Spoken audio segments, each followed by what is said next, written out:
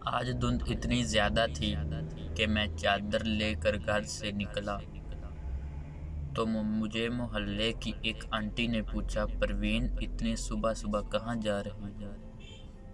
آج ایک لڑکی نے مجھے کہا میں تمہاری خاطر کچھ بھی کر سکتی ہوں۔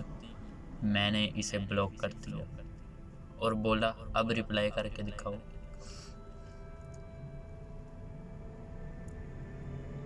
اب تو کنوارے پن کی بھی حد ہو گئی غالب۔ آج بچے خواب میں پوچھ رہے تھے ابو ہم آئیں گے کہ نہیں۔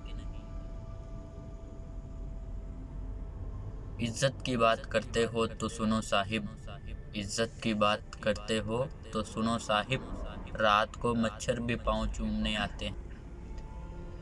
ٹیچر، اپنی کاپی چھپاؤ، پیچھے والا تمہاری نقل کر رہا ہے۔